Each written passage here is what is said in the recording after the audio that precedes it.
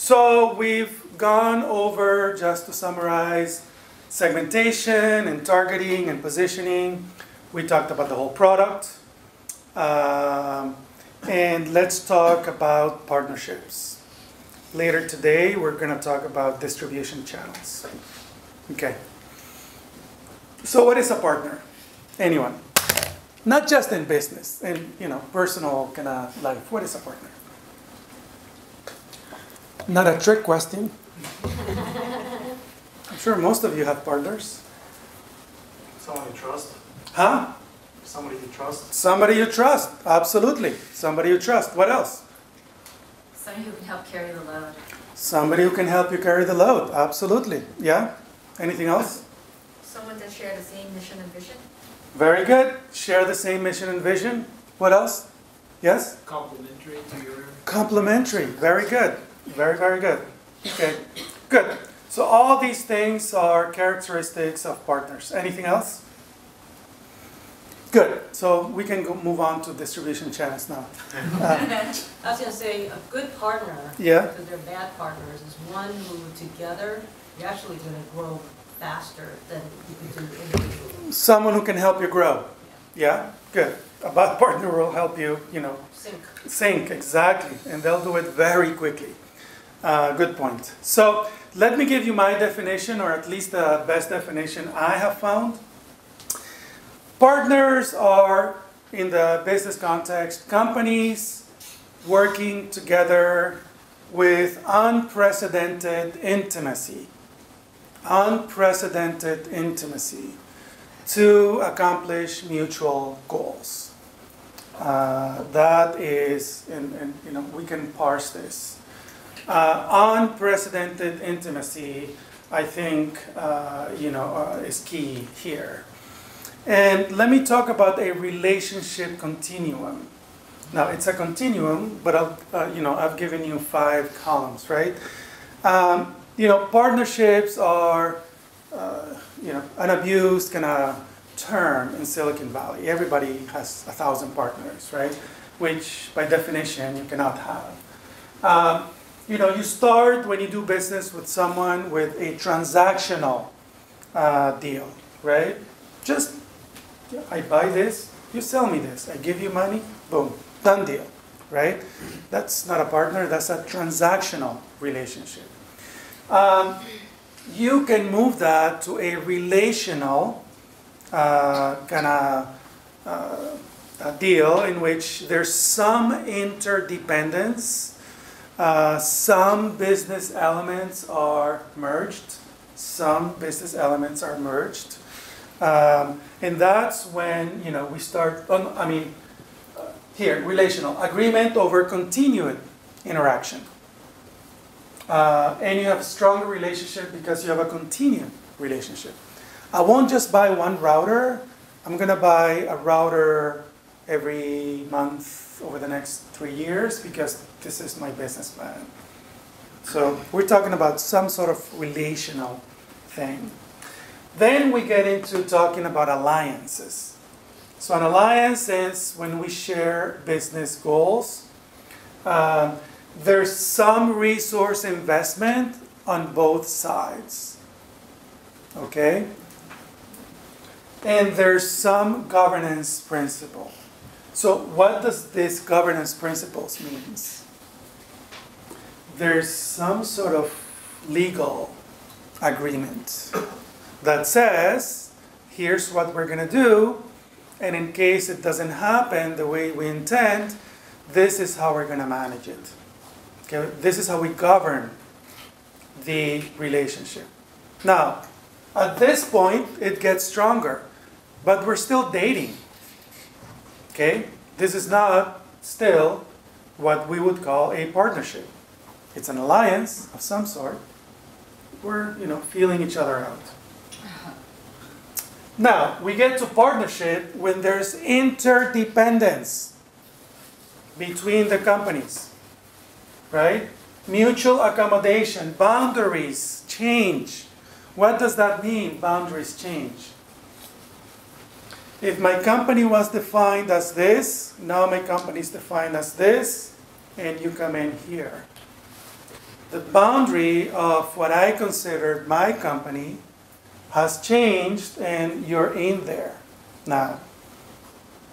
Okay?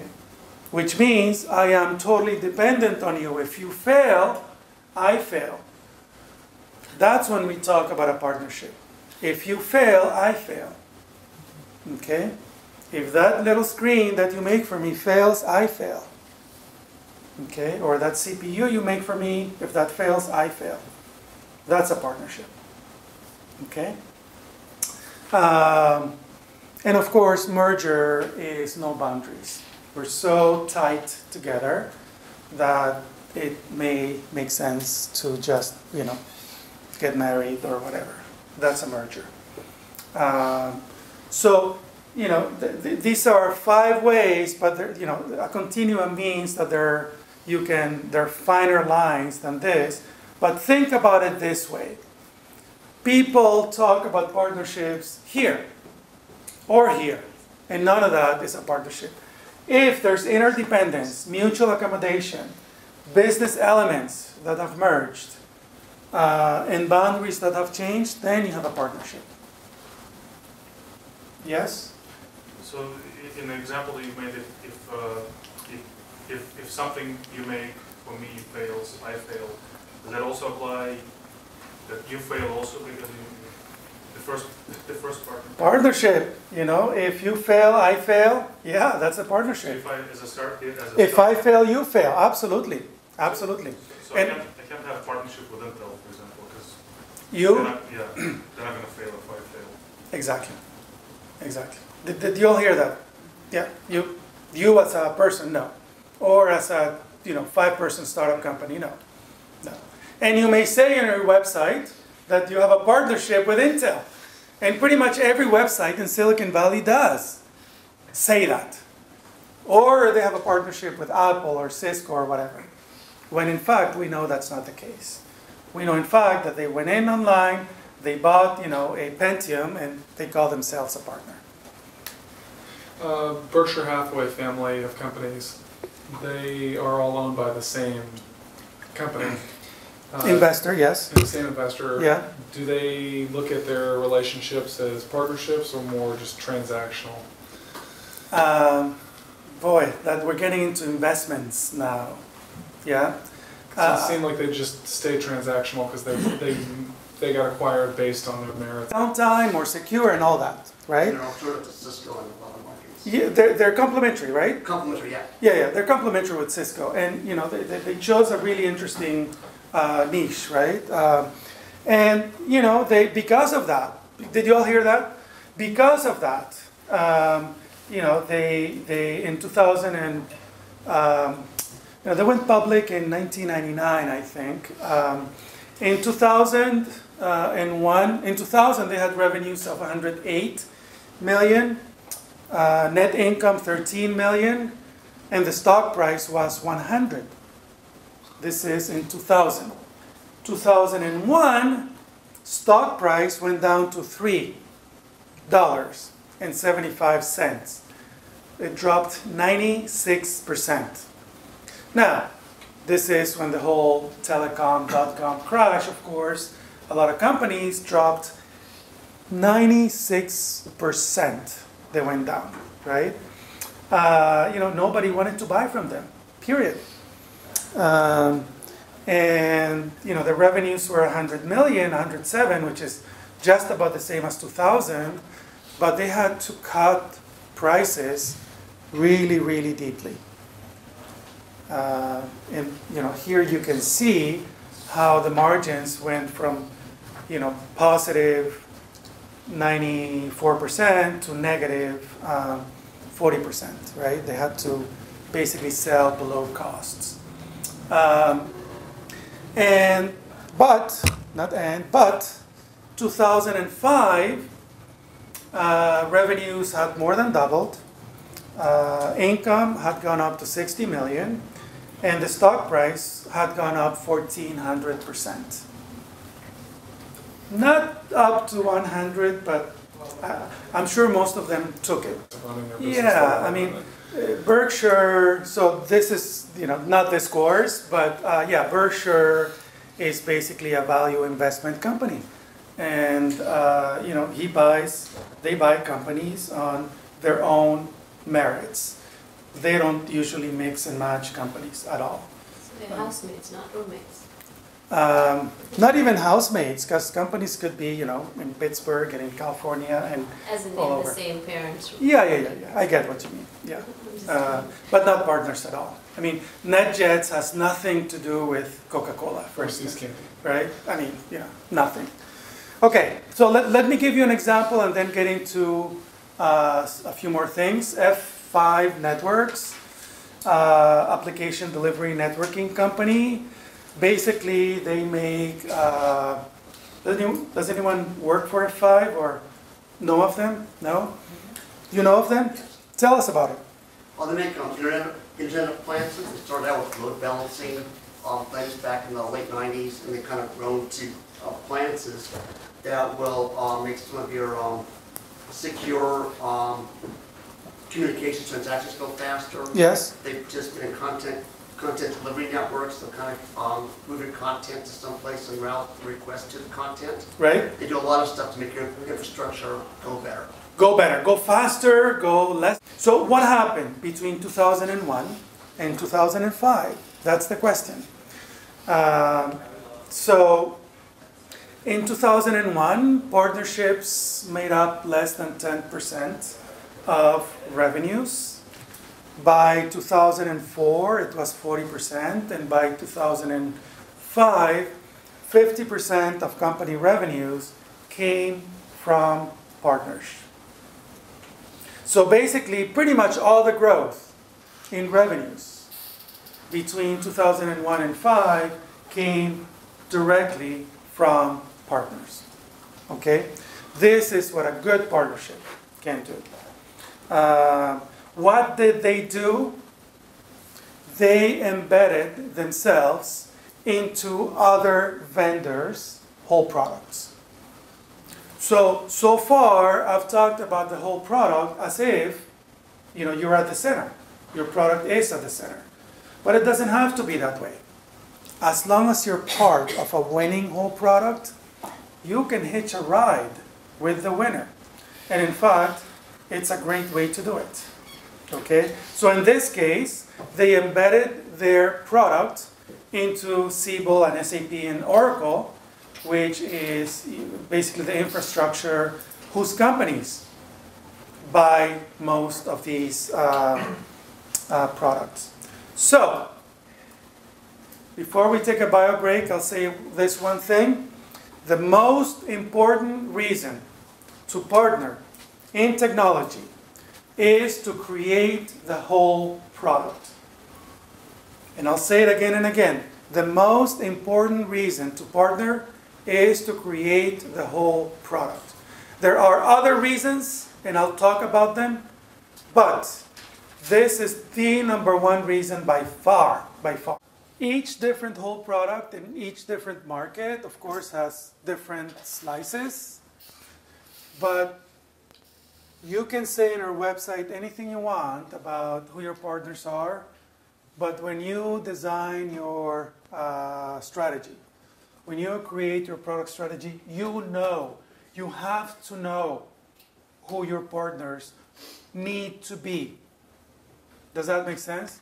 And it's not going to be 1,000 partners, it's not going to be 20 partners. So go back to the whole product and, ask yourself who are the types of companies that need to be part of this whole product. So in this case, it turns out that F5 network was not in the center. There were other markets in which they were at the center of the whole product. But in these markets in which they basically hitched the ride with SAP and with Siebel and so on, they were, somebody has to be the pizza slice, right? One of the slices. And it's a great place to be if you are part of the winning whole product. Does that make sense? And that's what made this company basically go from, $3 in the stock market to 56. Not bad. From 100 million in revenues to 250. They were part of someone else's whole product. And so, ask yourself, again, for each product and each market. And that's why I keep repeating, every time you expand, you stop, you think about it. What's the whole product in this new market? Am I at the center? Am I at the edges? Who do I need to partner with? Okay, go. Okay? You can even do this when you drive down the 101. I'm not saying that you need to go 3 months and develop a business plan. Just think about it. Does that make sense? Okay. In clean tech markets, this is even more important than in technology markets. Way more important. Why? Because a lot of clean tech markets, are driven by policy, they're driven by rules and regulations, many of which are contradictory. In many of these markets, they don't like newcomers. This is the way that they've done it for 100 years. And who are you, by the way? They have Byzantine rules that they get. I'm talking about energy or water or transportation, transmission, and so on. Big infrastructure. Huh? Big infrastructure. Yeah, big infrastructure, right? In these markets, your product is expected to last 20, 40 years. And so, are you going to be at the core? Are you going to be a pizza slice? So, you have to partner. There's no two ways about it. Okay? They're essential. And even for larger companies like BrightSource, with a long history in solar, they had to partner with a company like Bechtel to build power plants. Because otherwise, banks would not fund these power plants. These are billion-dollar power plants. Do they trust, this newcomer? Even if it's a 20-year newcomer, right? No, the answer is no. They're used to dealing with Bechtel. So they have to partner with a Bechtel. Does that make sense? It's crazy because they created Solar, right? Or the creators of Solar. BrightSource? Or, no, excuse me, Solar One. Excuse me. Yeah, no, they were loose. They were loose. Yeah, the company that built the 9 solar power plants in the Mojave Desert, right? The SEGs, in the 80s. Right? And they came back as BrightSource. So, yeah, and that's the way it is. Does this make sense? So, if you're getting into the residential solar power market, for instance, in California, what's the whole product? Okay, if you're a photovoltaics vendor, you may see yourself as being at the center. But good luck selling solar panels, not just in California, pretty much anywhere, with 100 companies competing with you. Essentially all the growth in California over the last 2 years in solar, residential, and commercial solar PV has come from third-party solar integrators. Essentially 100% of the growth. Okay? So, in fact, the companies that put together this whole product, the Solar Cities, the Sunruns, the Sungevities, the Sun Edisons of the world, have been the companies that have been successful over the last couple of years. Okay? They put together the whole product. Now, if you are a newcomer, you want to come in, then look at the whole product, and then you decide, who do I need to partner with?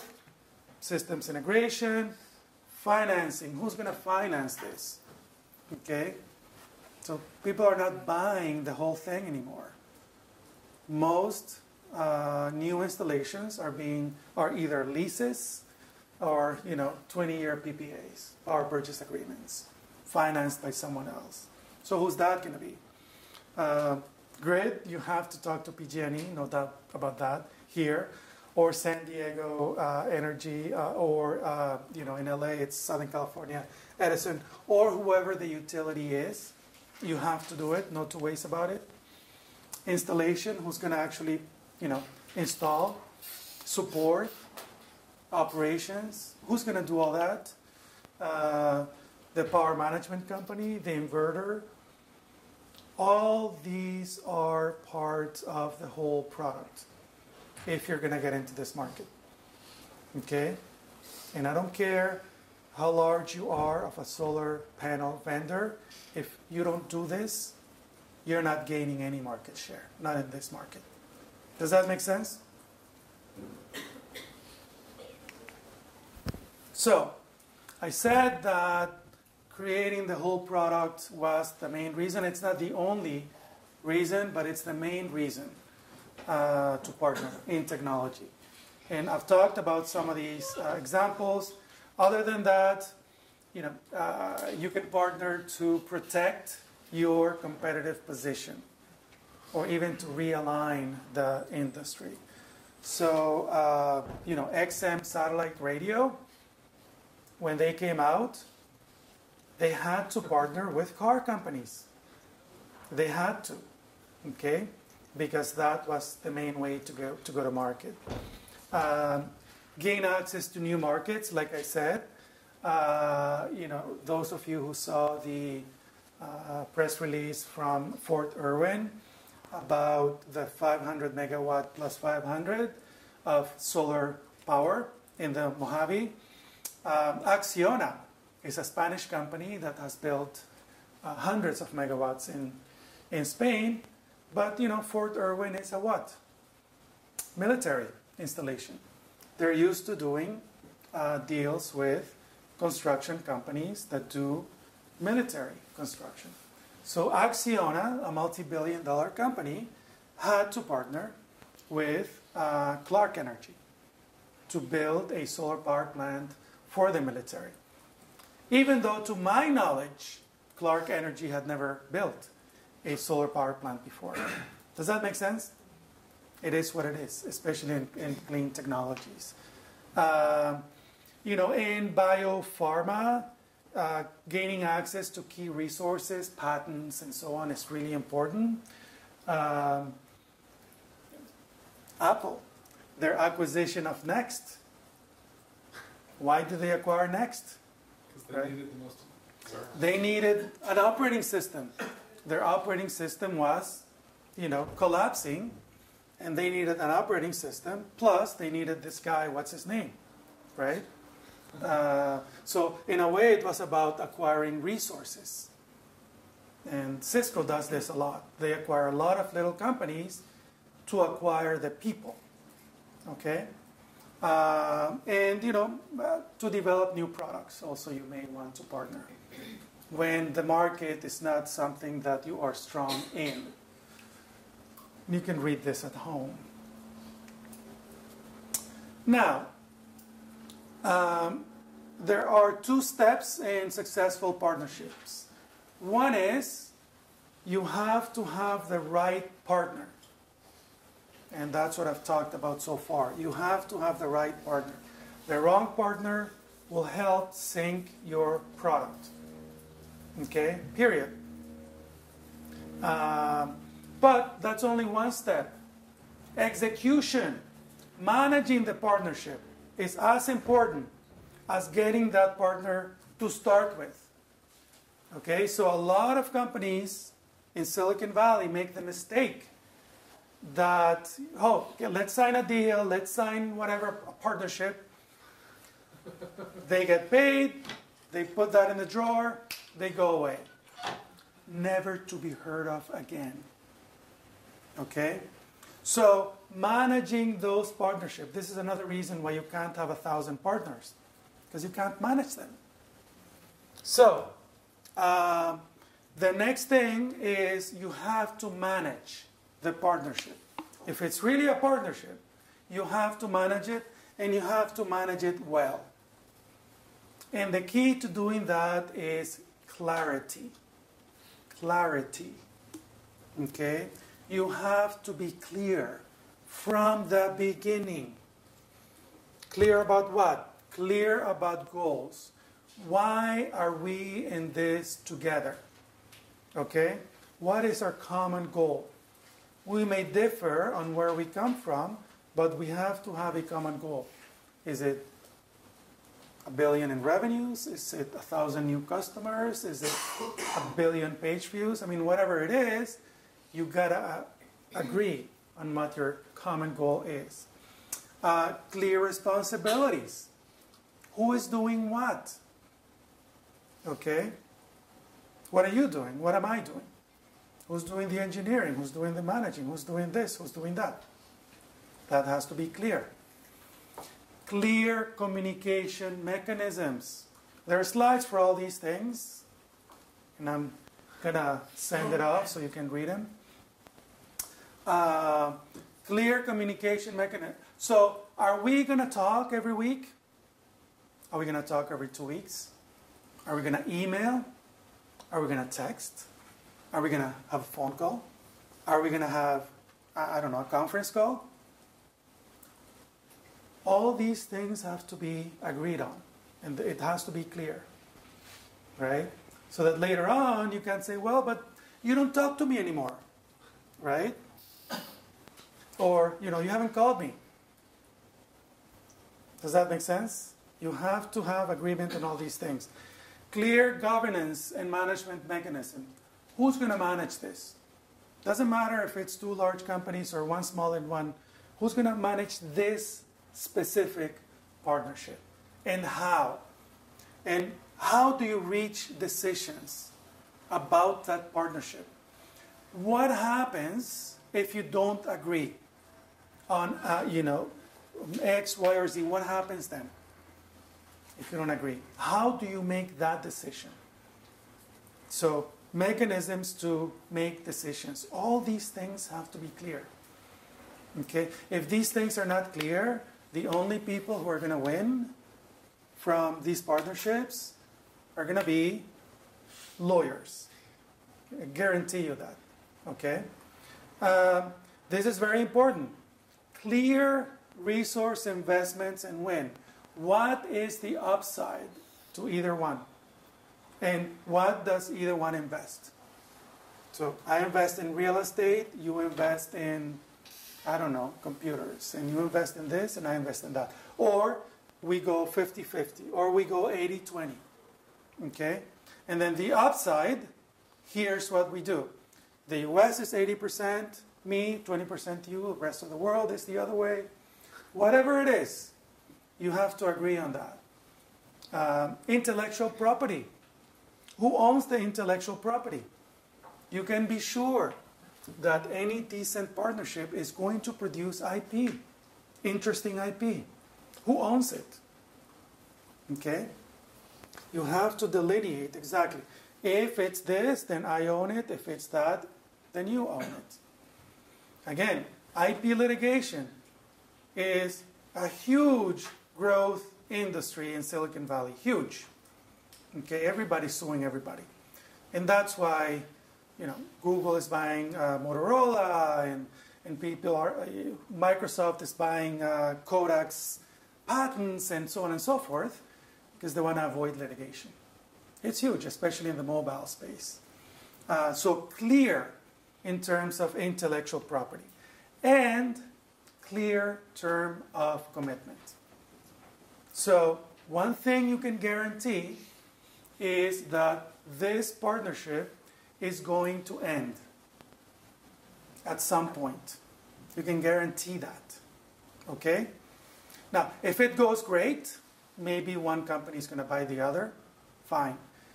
But it's almost guaranteed that any partnership is going to end at some point, for whatever reason. Not bad reasons. The market shifts, the environment shifts, for whatever reason. So what are you going to do at that point? How are you going to end the relationship without, paying millions in litigation or whatever? That's why it has to be clear. If and when this ends, then here's what's going to happen. Does that make sense? So this is the prenup, because in business it's going to happen. It's going to end, right?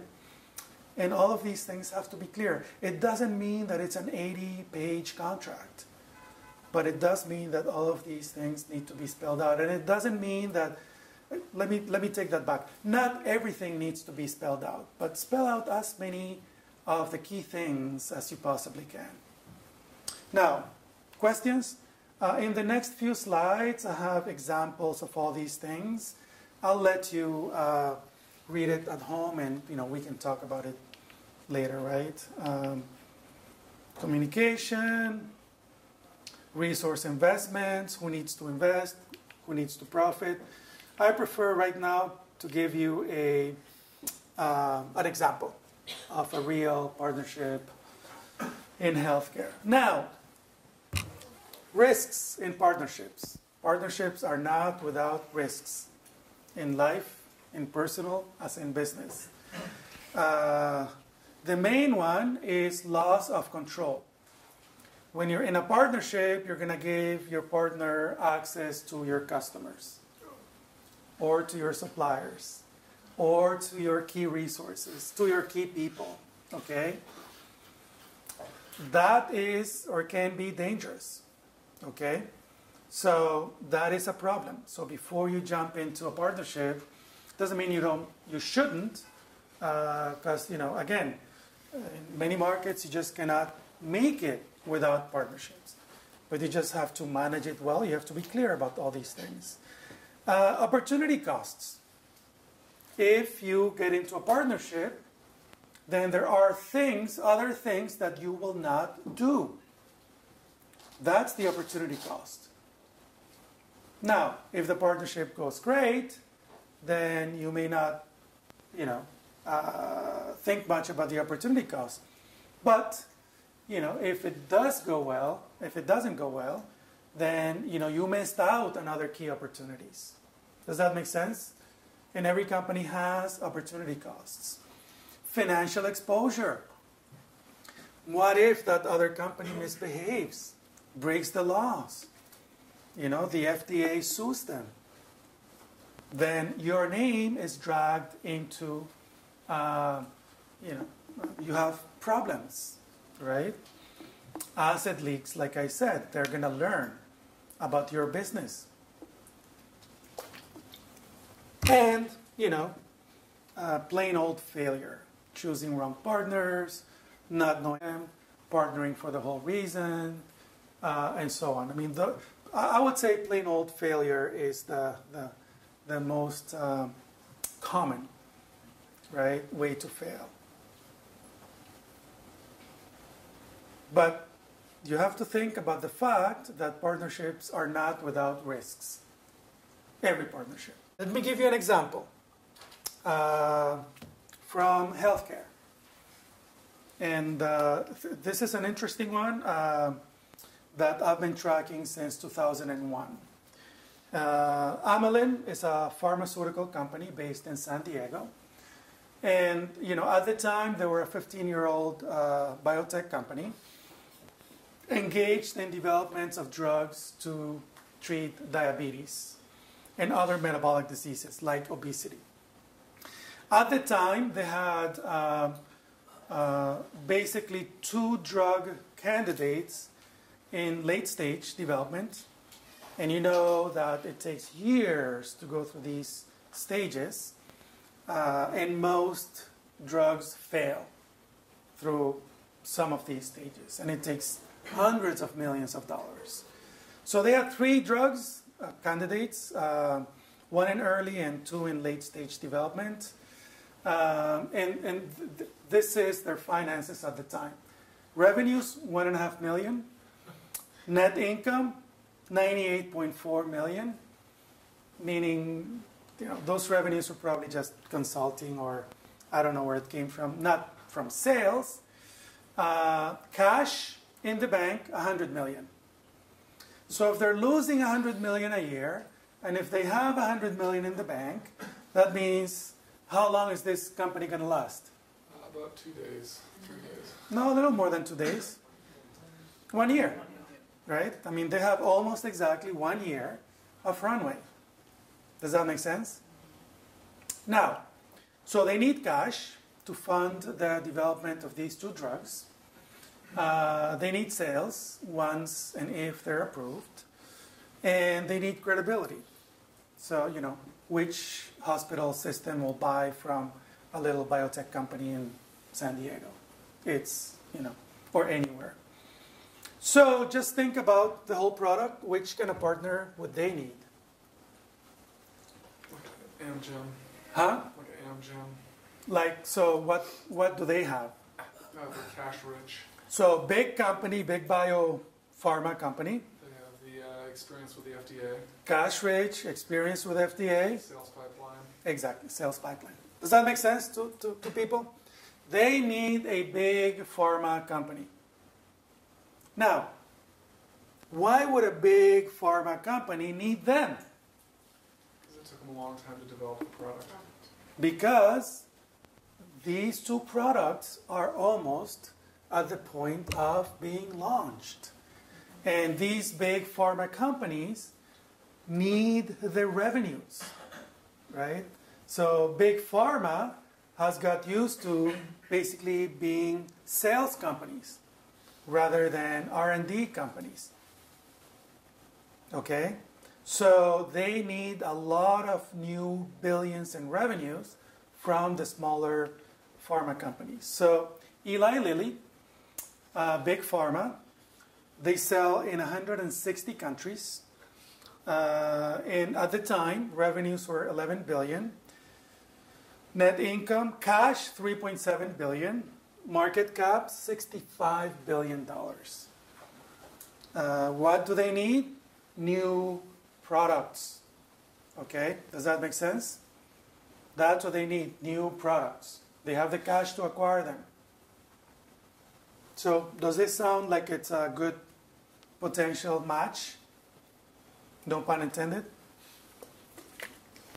So, let me tell you about the deal that they actually wrote. Amylin would provide Lilly exclusive access to one of the drugs, AC2993. Lilly was going to provide cash, but not just cash. Look at the way they did it. So, 80 million upfront, 30 million to buy stock, because they want a little bit of the upside in the company, right? 85 million if these companies get to, the drugs get to certain milestones. 130 million if they get commercialized. 110 million in convertible loans that may convert to more stock, right? Now, that's in terms of cash. 50% of operating profits from USA sales and 20% of operating profits from the rest of the world of this drug. What about shared costs? Each one pays 50% of testing costs. So look, each one pays 50% of US costs, and each one gets 50% of the upside. Rest of the world, Amylin 20%, Lilly 80%, and that's the way that they actually get to, they flip the upside. Does this make sense? Very, very detailed. Here's what we invest, here's what we get, here's what you get, here's what we get. And it's exclusive access, yes. This is pretty spot on. My company partnered with Amylin 2 years ago. Oh, it did? For the obesity drug you had on the previous slide. Yeah. So we gave Amylin $50 million. They needed that money to finish the obesity clinical trials, to which they didn't have the money to finish it. Yeah. So we gave them $50 million with an upside of a partnership if the drug got approved. Mm-hmm. The drug did not get approved, so we lost $50 million, but it was a low-risk bet. Right. We did get this huge upside if it goes, and if not, we just wash $50 million, they finish the trial, and we're done. Done. So, anyway. Did you all hear that? Yeah. I mean, it takes $1 billion to develop a new drug, right? So 50-year investment, a 50 million investment that didn't go anywhere, right? For certain, people in high places, right? Okay, so that was 2001. This is 2012. At this point, actually, it's 3 products. Amylin has 3 products approved. Byetta, which is taken twice a day. Bydurion, which is a version of Byetta that's taken once per week. And Simlin. Financials, $650 million. They're doing well. Market cap, $3.8 billion. That's the market cap today. So they've done well. Okay, not bad at all. So the point is that a partner can make a big difference. Okay, a good partnership can make a good difference. Now, the end did come to this partnership.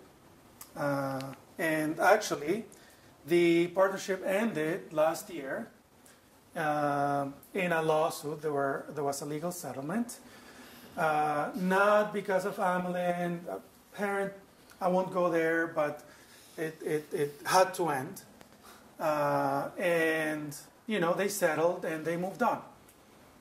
But the point was that even a well-structured, well-managed partnership came to an end. Does that make sense? Okay. Yes? Do they have provisions on how they deal with disagreement that you know of?